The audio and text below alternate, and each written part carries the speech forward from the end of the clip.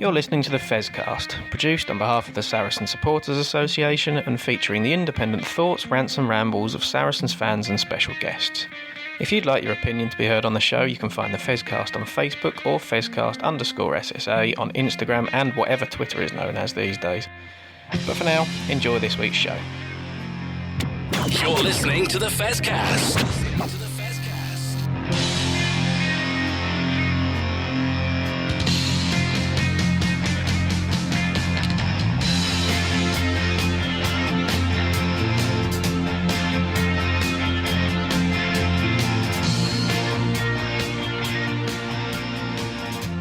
Well, hello everybody and welcome to the next edition of the Fezcast after a pretty miserable weekend, really, all told, I think. I mean, it started for me watching England play football on Friday night, or not bother to play football on Friday night. I mean, that was a waste of 90 minutes of my life. Then we weren't at the big dance, although, you know, that final was good, and we'll chat about that later on in the show, me and Barry. But obviously, first things up, Joe's with us. I'm going to start this, Joe and Barry. First of all, say hello to you both. Hope you're both well. But I'm going to start our review of the women's semi-final with, well, not say a direct quote, but my paraphrasing quote from Dave Ward just before half-time of the semi-final, Joe. And his exact words were, "Alex has been a very good referee for us in the past. We need to assure that he's a good referee for us in the second half." And you could take that many, many, many ways, can't you, Joe? But I felt we were robbed on Sunday. I don't know how you feel about it, Barry, and I don't know how you feel about Joe, but I'm putting it out there now. I felt we were robbed. I was at the Stonex, so obviously wasn't party to those comments, and I haven't watched it back because I saw the game live, but I think, you know, it's very difficult for me to have anything but pride for the women's team. They've got some silverware in the form of the Allianz Cup this year. They were all severely disappointed at the end of the game, and I think it was probably a real struggle for them to get round the rest of the pitch and thank their fans, which they did, and the fans stuck around to make sure to see them all, congratulate them for the season that they've had. In terms of the game, I think I have to say, hand on heart, I thought Bristol played very, very well. The movement of their ball across the width of the pitch and the speed of the movement of the ball across the pitch, I have to just put my hands up and say I thought Bristol were very, very good from that perspective. As I say, it's difficult for me to criticise the team because they will have be disappointed in themselves. I think the last 20 minutes, it's very difficult to win a semi-final when you're down to 13 and 2 yellow cards. And discipline will have played a part in that. I couldn't see probably the full impact of that from where I was stood at the end of the pitch. So you'll probably tell me better than I could see on the time whether they were fair yellows or not, but they happened. So I think the girls will be very disappointed, but they'll reflect. I've no doubt they'll come back stronger. They win as a team, they lose as a team. The fans all appreciated them coming around afterwards, and they'll be back. I think it was probably disappointing from many angles, but probably because they know that some players will not be back next year, particularly Sonic. I spoke to her at the end of the game, and she was pretty unconsolable because she felt that they'd let themselves down and the fans. But you know, she's been such a stalwart for the club. I think she wished she could have gone out on something higher, but she's been absolutely brilliant for all the seasons that she's been there. And you know, if I take the positives out of yesterday, which I continue to try and do.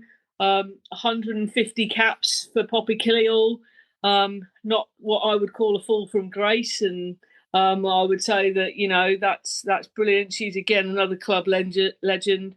100 up for Sarah McKenna, again absolutely brilliant. She's been, particularly the performance she's put in over the last few games against Gloucester and against Exeter. and 50 up for Donna Rose as well. So all rewarded individually for their efforts that they've put in across the years. Disappointing result, but yeah, I can't comment too much on the referee. From what I saw, it was probably they had a few warnings. I think there probably should have been a yellow card for Bristol in the first half, given the number of warnings they received in the 22. But well, I'm gonna jump in there, Joe, and I think our ladies show an awful lot of class. Alex Osprey shows an awful lot of class, Barry. A class that wasn't perhaps forthcoming from Bristol Bears. And I'm going to touch on that in a minute as well. But I just felt I don't think in that second half, no matter what Saracens did, they were not going to get the rub of the green. And I lost count watching the television on the amount of times that a Bristol's runner, ball carrier, was isolated. We got over the top, hands on the ball, and were either neck rolled out of it or taken off of our feet by players coming through late, or we were just not rewarded for getting good turnover ball. And it doesn't matter what you do there. If the referee's decided that you're not going to be allowed to compete for the ball, and that's what he decided second half, and there was a complete sea change in the way it was refereed first half to second half. I just don't understand. If I'd been playing on that field, I think if I'd been Marley Packer as the captain, I would have gone up to the referee and said, look, is there any point us being on this field? Because you're not allowing us to compete or play fairly. Am I wrong, Barry? I haven't seen the game, so it's really difficult for me to comment on the specifics of that. But I think to go back to your comment about getting the referee to be better for us in the second half, I think that's one of those where you have to kind of start to adjust your game plan. And if you're not getting rewarded for certain things, perhaps you have to stop doing it or look at another way of doing it and just playing the referee slightly better. And I mean, there's huge parallels between the men's and the women's team this season. I mean, both of them have gone out in a semi-final.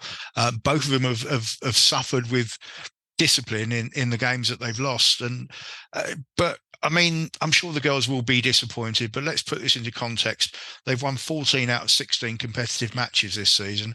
And as Joe says, they are cup winners. So not quite to be for us, but they certainly should hold their heads up high and relax over the summer and come back stronger next year.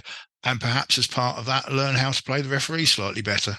Well, I mean, my comment, and we'll leave it after this one, is that I think if we'd played the referee the way the referee wanted to play, you might as well have allowed Bristol to walk in try after try, because the competition was not allowed. However, I'm going to allude to something else as well. And, I won't normally call out a player, but I felt where Bristol won the game on the weekend, Joe, was the fact that they were a lot more physical. And on occasion, that physicality, I felt, went over the line slightly, and perhaps typified by Hannah Bottoman being caught out on the microphones as they scored one of their tries, screaming, "F you, Saracens." Well, those of you who know me as a West Ham fan will tell you this, that I haven't forgiven Paul Ince for what he did to West Ham in 1988.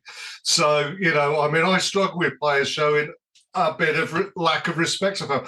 And for someone who came from Saracens, a club that, gave her her first break, we have a family history at Saracens. I didn't like that at all, Joe. And I mean, I'm sure it was just heat at the moment from Hannah. I'm sure she's, if she looks back on it, she'll probably think it wasn't the best thing to do, but still, it didn't impress me much, as Shania Twain would say. I thought you were going to break into song for a minute then, Jeff. I'm actually quite thankful that you haven't. No, I would like to, again, give the benefit of the doubt that it was the heat of the moment and the emotion spilling over there. There was some crunching tackles that you could hear from the side of the pitch right from the get-go, and I think from both sides, but I don't disagree that perhaps in the second half, Bristol maintained that a little bit better, and maybe that was because Saracens weren't getting the rub of the green and they were worried about going in with those physical challenges and actually being penalised. I don't know what was in the referee's mind. I go back to what I've been saying all season. How nice it would be if we had tier 1 referees for the women's games all the time, consistently throughout the season, so they get consistent refereeing. And that I'm not attacking any one particular referee or referee team. I just think, you know, the PWR now is probably the highest standard league competition in the world, and the players deserve quality refereeing. They're getting quality coaches now, and they're, you know, unparalleled in terms of the number of internationals that they've got across the league now. And you see it, the league is getting tighter. It's good to see other teams competing with the likes of Saracens and Harlequins, as it always was when it was Alliance, and prior to that the Tyrrell's 15. So it can only be good for women's sport and the women's rugby game that the competitiveness is there. I would just like to see some consistency, because it's not fair to the players. I think when they then go away to the international teams and they're being refereed by high quality referees from around the world, I don't think that is consistent across the league at the moment, and it's a shame. Yeah, I 100% agree with you on that.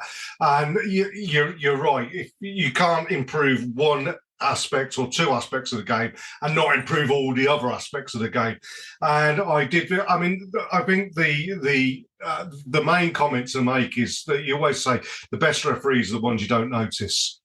And the referee on Sunday, for me, was very noticeable, primarily because I just felt it affected the game, the way he refereed it, adversely for one team. And, you know, I mean, those are the breaks you get. I mean, next week, a different referee, or next season, you know, a different day, a different referee. And it could be Saracens getting those breaks. But you're absolutely right. The physicality that Bristol showed was because they were getting away with neck rolls, and they were getting away with clear outs that went far past the breakdown and everything, and Saracens weren't. So, you know, they weren't allowed to be physical, and that changed the game, and it just left a little bit of a sour taste. But as you say, I think, and both of you have been at pains to say it, Saracens women have been superb this year. You know, with the disruption of World Cups and Six Nations or whatever has been going on over the last couple of seasons, these players have really performed admirably. And you say, to lose 2 games in the season, 14, win 14 out of 16 games. I saw somebody's comment online where they turned around and said, well, the club needs to have a look at itself and everything. Well, no, it doesn't. It just means that we've got to pay proper tribute to everybody else who's come up to our level. Absolutely. You know, and you're absolutely right, Jez. You know, improvement needs to be not just the standard of the players, standard of coaches, refereeing team consistency around that. But, you know, they've had games where it's probably less than 50% with the TMO. You know, again, when they're playing international fixtures, the TMO is there present. They're expecting calls that they would normally get because of the TMO interventions, which they're not perhaps getting at club level, which is then perhaps causing frustrations. And I don't think Saracens are the only people that have suffered that. I think it's the league that perhaps needs to help push that to get them that consistency, because the only way that the whole game, the whole sport elevates is if there's a consistency of elevation across all the pieces. We're getting there with the coaching now. They've got some absolutely outstanding coaches across the league. The players are there. The players want to play. They want to do the best for their fans and support base. And, you know, everything that surrounds that needs to be within the gift of the RFU and others who can help contribute to that performance. You know, we're building to a home World Cup in England and Wales in 2025. So, you know, the best league in the world is hosting the next Women's World Cup, and that will be a brilliant showcase for women's sport, not just women's rugby in the UK. But we need to make sure that everything is in place to make that the spectacle that it deserves to be for the players, for the supporters, and for everyone involved in the game. We'll say, though, obviously the Southwest Rugby Mafia got the final they wanted. Oh, did I say that out loud? Conspiracy theories are us, but never mind. Look, we're going to have a discussion next week in one of our final shows of the Festcast, and we'll talk about the women's team in greater detail and players of the season and all of that. But as of now, Joe, I know you've got to get off this evening, so thank you for your input. And as I say, go and drown your sorrows and message a few of the girls and tell them that we are proud of them, obviously, as well. And we'll reconvene next week and dish out our awards for those girls who've done well. And we'll be back, me and Barry, to discuss a few more things after this break. This is the Festcast. Well, welcome back. And actually, Joe has hung around for this, but we do need to have a quick chat and I think it's important. And I know, Joe, that you'd want to pay tribute, and Barry as well, but myself in particular. Last week's show went out. We recorded on the pitch at Northampton, didn't we, Joe? I got home and my wife said to me as I walked through the door, "Oh, you haven't heard." And of course, the news was the passing of a legend and a hero and an inspiration, Rob Burrows, the Leeds Rhino and Great Britain, England Rugby League legend who succumbed after 5 years to motor neurone disease. And this weekend at both the Challenge Cup final and the Premiership final, we saw tribute being paid to, an absolute giant of a man, although he only stood 5'5" in his stocking feet, an absolute giant. And I was lucky to have met Rob last year when I ran the Leeds Marathon. Well, I say ran the Leeds Marathon, a lot of it was walking because it was a bloody hard marathon, but was gave the opportunity to say how much of an inspiration he was and everything. And it's just this week my efforts to raise money for my own year will be doubled up. But what a great man, Barry, and what a great tribute paid to him by both codes this weekend. Yeah, that was great to see across the rugby divide. It's a bit of a shame that, again, we've talked so much about scheduling this year, but you have both finals on the same day. But yeah, it was great to see that. And obviously, what a player. I did watch some of his YouTube highlights, actually, because I'm not the biggest watcher of rugby league. But boy, was he quick, and could he evade a tackle? Yeah, absolutely. Underneath arms or whatever. Joe, a great player, but also, how brave. I've got family history with my own year, and my grandmother passed from the disease 40 years ago almost now. And, the fact that we're no nearer finding a cause, let alone a cure, the work that Rob Burrows did when, let's be honest about it, and the same with Doddy Weir, the same with Ed Slate, and the same with Stephen Darby, and all these high-profile sufferers of this disease. Nobody would blame them if they retreated and said, you know what, this is my time for me and my family to make some memories. But Rob, along with Kes Sinfield, just done absolute, amazing what they've done to just even raise the profile of this horrific disease. Yeah, just what amazing human beings. That's probably all you can say. I would add that I don't know whether it was aired on TNT or whether it came across that way, but at the Saracen semi-final and the Gloucester semi-final for the women's game on the 7th minute, that was also honorary clap for Rob as well. So, such desperately sad news, but what an absolute legend of a gentleman. And, obviously, all our condolences go to his family, Lindsay, his wife, and his children. But he will have a legacy that will never be forgotten, I think, across both codes and generally just in life for everything that he's done on the rugby field and off it whilst he was undergoing all his treatments. Yeah, of course. And I echo what you've said there. And on behalf of the Festcast, I think we send our love and admiration and best wishes and sympathy to Lindsay and his family and his mum and dad as well. And, and let's just keep fighting to beat motor neurone in his name. Now, going to move on now. Before we talk about the Premiership final in our third part and a few bits around England and everything like that as well. I saw last week Cornish Pirates came out with a statement, which I believe all the Championship clubs are signed up to, basically tearing the RFU a new one, and quite rightly so, Barry, because, I mean, they highlighted the absolute gulf and ridiculousness of how badly the RFU are managing the game. I think was it something like, each club in the Premiership gets 3 million quid or something.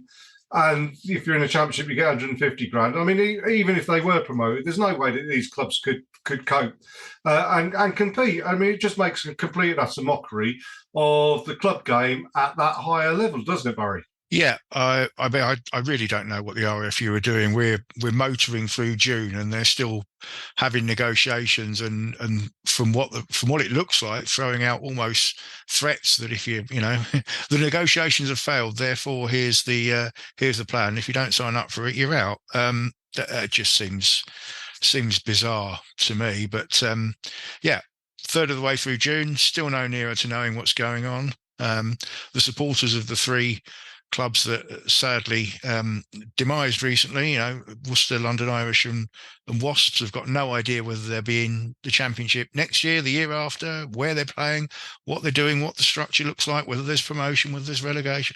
It's just an utter mess. And sadly, it doesn't really surprise me with some of the things that you see from the people at the highest level in our game, because there's an awful lot of oversized shoes being worn, I think. Yeah, it beggars belief how badly, I mean, the amount of money that Twickenham gets going through it, and basically they're running it like a school tuck shop. I mean, that's half the problem, isn't it? It's a bunch of overgrown public school boys who think they know better because they got a plum in their throat and a silver spoon in their mouth. And I mean, Will Carlin had it right 30 odd years ago, 57 old farts. Well, I think they're 57 incompetent old farts, Joe. I mean, I hadn't seen that, but I mean, from what you're saying there, it's just utterly ridiculous. How can Championship clubs, other clubs, anyone at grassroots rugby want to increase participation in the game, increase people coming to watch games if they don't know actually what they're going to be doing from one season to the next? But certainly, as Barry said there, it's coming up to the middle of June. And ready for next season, because these clubs have to prepare in the way that they can prepare, with the right money, with the right funding, with the right people in place. If they don't know what they're doing, it's going to be a complete cluster, isn't it? Well, it is, and I mean the thing is as well. I mean, you've got this condensed amount of talent into a smaller pool of professional teams at the highest level. And we've seen it with the amount of players that have been released by Saracens. Where are these guys going to go off and play rugby? Are you now turning around to them at 21, 22 years old and saying, okay, you didn't quite make it at this higher level because there aren't the places and because we're constricting how much can be paid on players? But we're not giving you an option to go anywhere else and perhaps earn 10 grand a year less, Barry. But, we don't give I nearly swore then, two poos about what's below. And, we've seen Ben Harris has got a deal at Ealing Shellfinders, but, Ollie Stoneman was really, or whoever's been released, all the players who were released. Where are they going to go? Are we just turning around and saying, well, hopefully you can get a job outside somewhere? Yeah, I mean, the honest answer is if those players are good enough to get a professional contract, they're probably going to have to go to somewhere like France or Japan or whatever to get it. And once they're gone out of the English game, it's very, very difficult to see them getting back at the top level. And and from there, very difficult to see how they would force their way into an international position, because if they're out the country, they're out of sight, out of mind. So yeah, we definitely need to do something about giving these players a pathway, and we need to sort this out. And it's as we motor through June, it is absolutely ridiculous that there's still threatening each other from the other side of the from each side of the fence. It needs to be sorted out. It should have been sorted out months ago, but it certainly needs to be sorted out now and very, very quickly. Well, I mean, let's be honest about it. I mean, if Wasps came back and said, "Here we go, we've got a viable plan," and I do that in inverted commas, the RFU would bend over backwards to look after them and make sure they got accelerated to where they need to be accelerated. They wouldn't do the same for Worcester. They wouldn't do the same for London Irish. But if Leicester was suddenly in trouble, they'd bend over backwards to look after Leicester. But what's the point if? Yeah, we'll discuss it in the third part, Barry, when we talk about what's ruining games and everything. What's ruining games is mismanagement, because at the end of the day, it doesn't matter who gets red cards or whatever and everything like that. If we don't have a game to play, and it could easily go that way, because quite frankly, our best talent's going to bugger off to France. We're seeing that already. The best quality is going to be over there. And let's be honest about it, if you live in the south of England, it's probably easier for you to go to Racing to watch Racing play with Owen Farrell and Saya Khaleesi and whoever else is out there and everything than it would be to go to, Leicester or Newcastle or whatever. It's crazy. It's like if this was a company, you'd have the Secret Millionaire or whoever, or Digby Jones or one of these gurus coming in, or the Dragon's Den, Deborah Meaden or whatever, coming in and saying, "What the friggin' hell are you doing?" And here's me with my smattering of GCSEs and a couple of grade E A levels and a failure in a degree. I can see this. I'm no businessman. I can see what they're doing. I can see what they're doing wrong. But no, the other could do no better, don't they? Oh, I haven't had a proper good run for ages, have I, Joe? No, I've missed it, Jez, to be perfectly honest, like a hole in the head. No, something needs to happen. They need a catalyst to get themselves sorted. As I said, in relation to the women's game, what we can't have is missing out on a generation's worth of talent, because people will stop playing the game if they haven't got the opportunities. And without the opportunities, we miss out on a generation of players who go either and find other sports, go and do other things, and all of a sudden England, other national teams, Scotland, Wales, will have no players up there amongst the revered, like Owen Farrell, like Itoje, like the Youngs, all of those people that were given opportunities over the years. We won't see that, because the championships, other grassroots rugbies need the appropriate funding to find. We found that. You can see it in the Welsh game now and everything that's been happening in Wales over the last couple of years, and the WRU are now reaping those disbenefits, because Welsh rugby, certainly from the men's side, has not been brilliant the last couple of years. But you look at some of the funding issues that they've had at grassroots and other players across their leagues there. So the RFU will find themselves in a very similar position if they don't sort themselves out, I would suggest. Yeah, they will do. And it will be an absolute disaster, as I say. Anyway, Joe, I know you've got to get off. We said goodbye to you once already, but this time it is certain. So not like Jack Nicklaus making more comebacks than Frank Sinatra, obviously. But thank you for your time, Joe. And we'll have a break there. And then me and Barry will discuss the Premiership final and the England touring team announcement as well. You're listening to the Fezcast.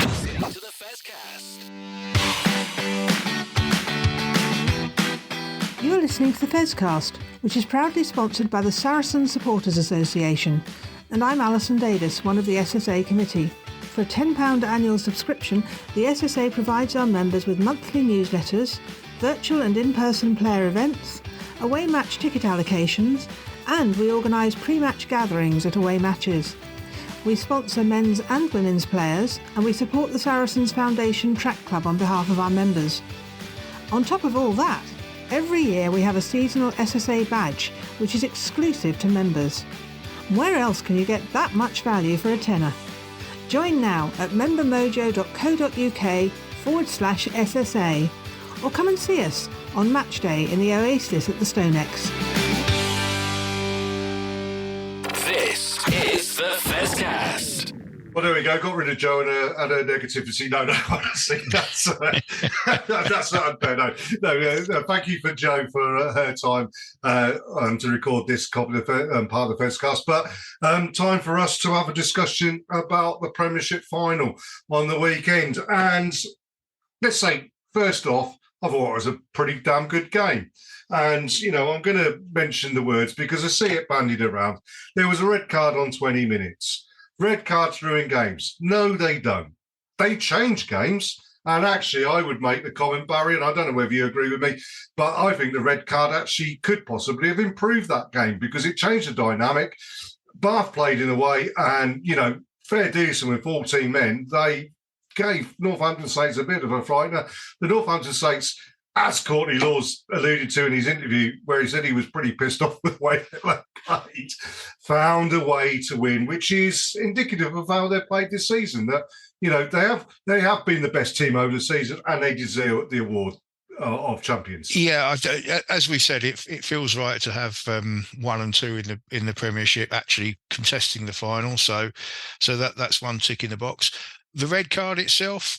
It certainly didn't ruin the game. I suspect it may have changed the outcome ultimately because up until that point, it was still early in the game, but I had a feeling that Bath were just starting to get on top at the point when Abano was carded. It probably did change the nature of the game. Northampton will be a little bit disappointed they didn't quite get their attacking game going. But then they only got it going in spells in the semi-final as well. I suspect this is one of those where Northampton will learn from the pressure and come back as a better side next season. But yeah, it was an entertaining game. It was certainly in the balance until the end. I've got to say, we were talking about referees earlier. I thought Christoph Ridley had a pretty good game. He got all the big calls right, and I know there's been some talk about the very last tackle and should that have been a penalty to Bath? Well, perhaps, but the referee only sees it once, and it was a split-second thing, and I think he had a pretty good game. I think all three sides involved in that had a good game. Yeah, I agree with you. The thing to say is what everybody's saying, as you said, Barry, did it change the game? Did it ultimately lead to the result? Yeah, probably did. But Bath have only got themselves to blame. And I'll highlight on two things. Now, Johan van Graan has come out and said, it was never a red and anything. Shush, and you're talking out the back of your head. That was a red. If you don't think it's a red, then there's a question around how you're coaching your players. Because if you think that that's acceptable to go into it. Now, next thing is everybody saying, he didn't intend to do it. Well, there's no player in the world that intends to make a headshot like that. It happens in the game of rugby. He's got it wrong. He didn't intend to do it. And that will be taken into account when he goes to disciplinary, which is the correct time for it to be taken into account. The simple fact is he drove upwards, he put shoulder into head, bang, that's a red card. That, as the letter of the law stands.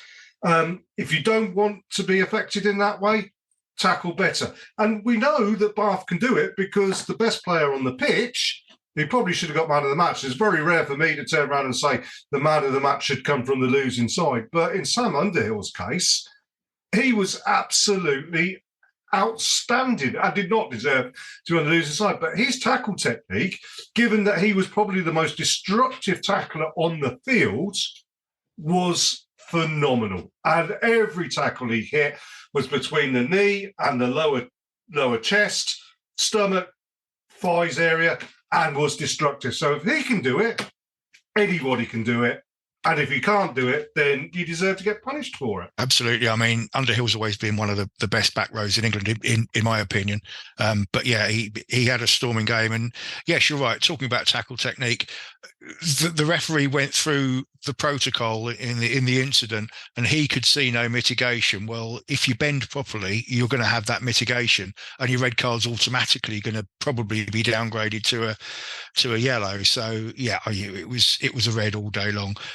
No intent to harm the player, but if you tackle like that and if you make contact, you run the risk of making contact with the head and it being penalised as such. And Van Graan's got no complaints about that, I don't think. No, he hasn't at all and shouldn't do. And he should have a quick look at himself after that comment. And again, like we said earlier on about various other things, probably heat at the moment, disappointment, etc., will cut him a little bit of slack on that.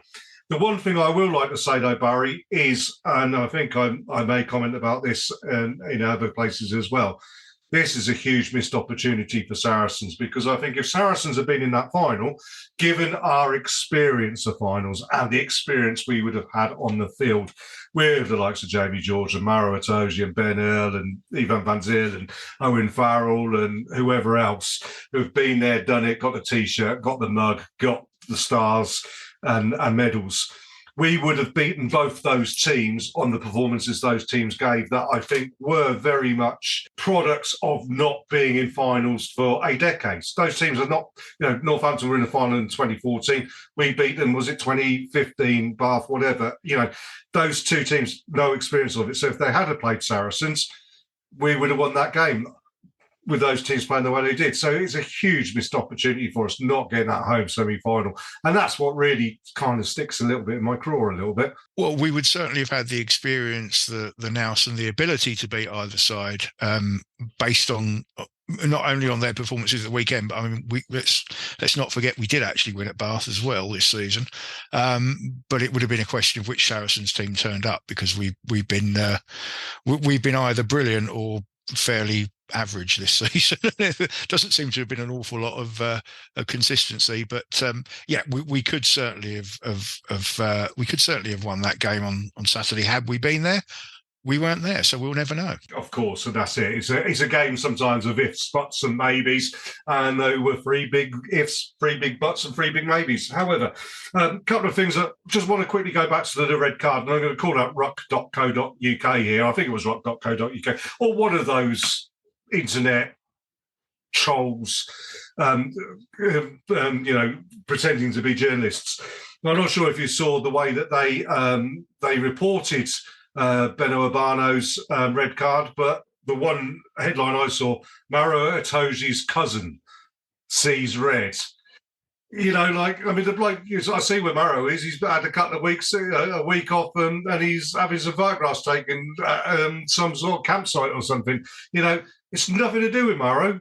That's one of the stupidest things. And I mean, are these people living in these people's heads so rent-free that they have to pull that back to them?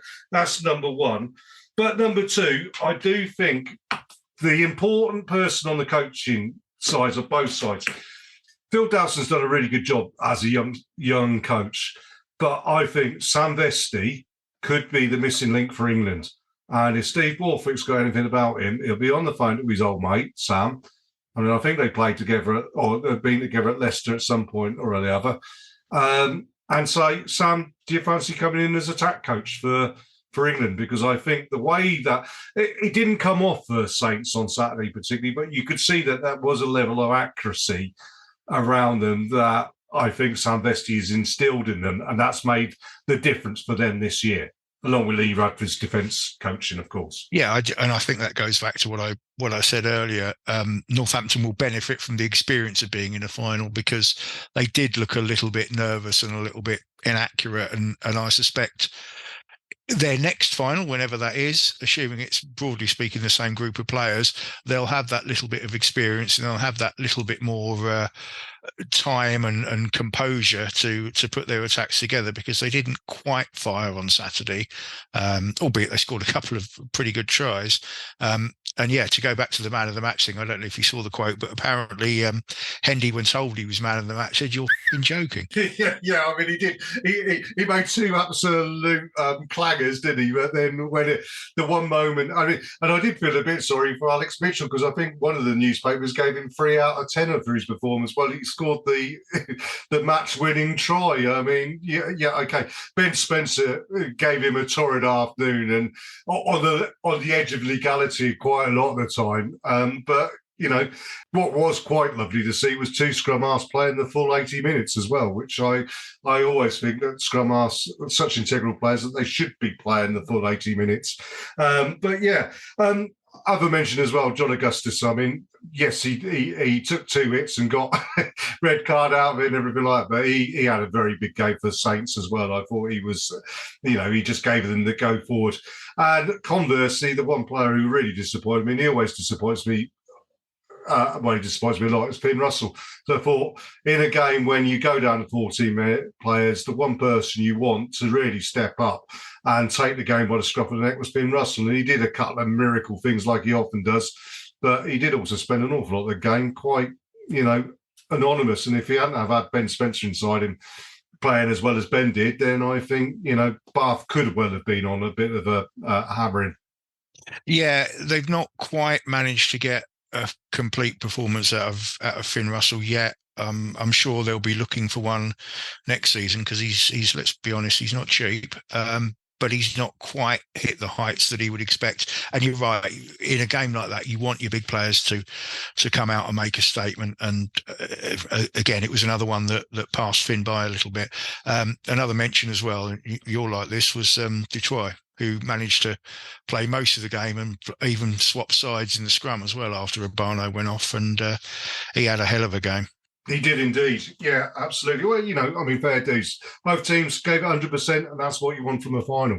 Now, you mentioned Finn Russell there, and saying he didn't have the great season. Somebody somewhere thinks he did because he's been nominated for Premiership Player of the Year in the shortlist, but so also is one Martin Gonzalez, and that's a wonderful thing to see because I think he has been different custard. And I know a lot of people are turning around and saying it's between him and Courtney Laws for the blind side for the team of the season.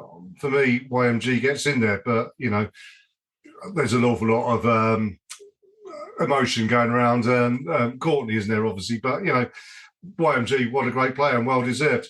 Also well deserved, and we're going to finish up by talking Saracens again to say the England touring team to Japan and wherever else they're going this summer has been announced, and 4 Saracens are in the team, which is Maro, Jamie, Theo, and Ben. A lesser number than perhaps we would have expected in previous years. Not necessarily such a bad thing for us as a club, given are we going to be losing so many players in integral parts of the season next year? But well done to those 4 for being rewarded for a pretty good season. Yeah, I mean, it's always good to get international honours, and it's the 4 players you would almost have put your money on going on the tour. A special word, though, I think, for the 2 guys who were in the initial training squad and have missed out, Nick Ezekwe and Tom Willis. They will be very disappointed, particularly Tom, because 8's a little bit of an interesting position for England. Obviously, we've had Ben Earl playing there for England, and he's done a fantastic job, but he's not really a specialist 8. And they've taken Don Brandt again, and this has got to be make or break for him, because he's had a lot of chances, and you just imagine if he doesn't quite fire on this one, I think Tom might get another shot next year if he carries on with his good form. Yeah, he will do, absolutely, and it'll give him something to drive for, and hopefully, that will inspire him to big things next year in the black shirt. Well, as I say, time for us to finish up there, I think, Barry. Thank you for your time. We'll be back next week, and we're going to try and convene everybody together at some point over the weekend to discuss our team of the year, our players of the season, who's been good, who's not been good, pay tributes to some people leaving, whatever. We're going to do that as a review next week, and then we never know. That might be our last show of the season, or we might have another show going. Depends what comes forthcoming from the club over the next couple of days. But until then, say thank you to Joe earlier on. Unlucky to the girls on Sunday, but well done for a great season. And thank you, Barry, for your time. And thank you, everybody, for listening in to the First Cast. Cheers, all.